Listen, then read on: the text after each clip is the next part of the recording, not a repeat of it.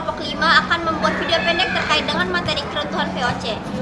Selamat menyaksikan semuanya. Bye. Baiklah, kita masuk ke pertanyaan pertama, yaitu berdasarkan gambar tersebut, buatlah deskripsi gambar menjadi suatu cerita dari gubernur-gubernur VOC yang ada di Indonesia. Jadi jawaban nomor 1 adalah dari gambar-gambar tersebut menunjukkan entitas kolonial seperti Gags India Company dan Compagnie des Indes, seperti sejarah peristiwa lainnya seperti pertempuran rakyat Makassar dan revolusi Prancis.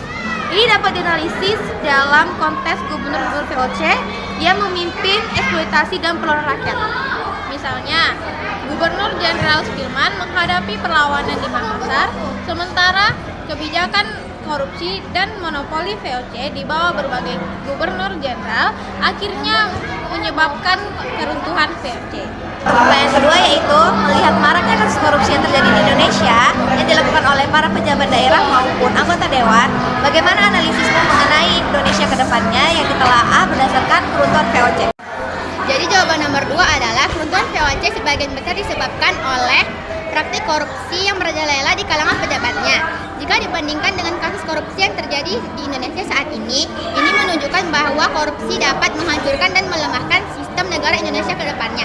Pelajaran dari VOC ini adalah dengan pentingnya penegakan hukum, akuntabilisasi, serta transparansi untuk kemajuan bangsa Indonesia.